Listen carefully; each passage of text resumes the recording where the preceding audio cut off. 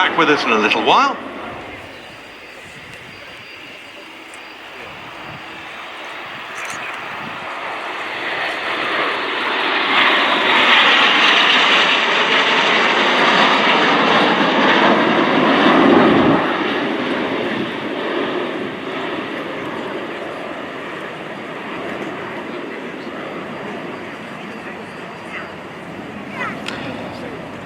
Coming back in a slight bank turn. I think Bondi was going to bring it into a slight right-hand turn for a top-side pass.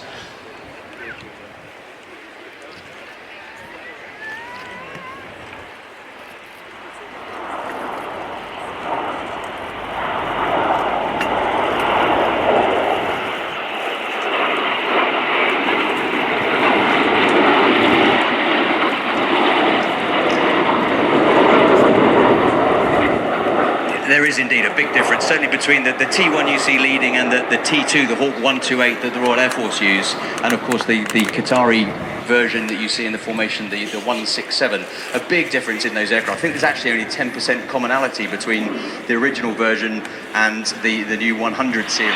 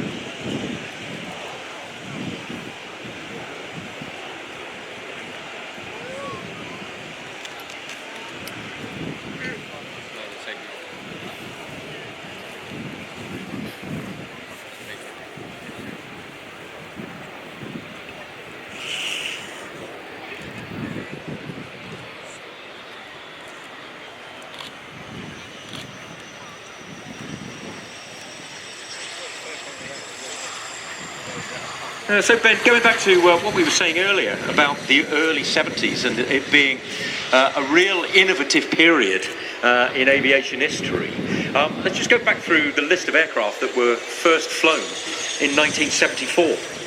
1974 saw the first flight of the General Dynamics then F-16 Fighting Falcon that we were going to see slightly later on today. The Panavia Tornado in August of 1974, the Hawk, as we've said earlier, the B-1 Lancer, as we've said earlier, and if we go back 2 years before that, in 1972, the then Fairchild A-10 flew in May of 1972, very quickly followed by the McDonnell Douglas F-15 Eagle in July of that year. Here at RIAT also, many aircraft that are actually significantly older than that. The Lockheed U-2 that we've seen fly over the first day of the show first flew in 1955. The McDonnell Douglas F-4 Phantom flew in 1958. The Rivet Joint flew in 1965, but that predates because that was originally the Boeing 367-80, which flew in 1954. And the Boeing E-3 Sentry first flew in 1972, but as the Boeing 707, that originally flew in 1957. So those that we are celebrating the 50th anniversary of here at the moment, let's put it into perspective. as to what else was going on when the F-16 first flew. Believe it or not, the Ford Mark III Cortina was still in production, as was the Morris Marina. And it was only 3 years before the first flight of the F-16 that the Morris Minor went out of production.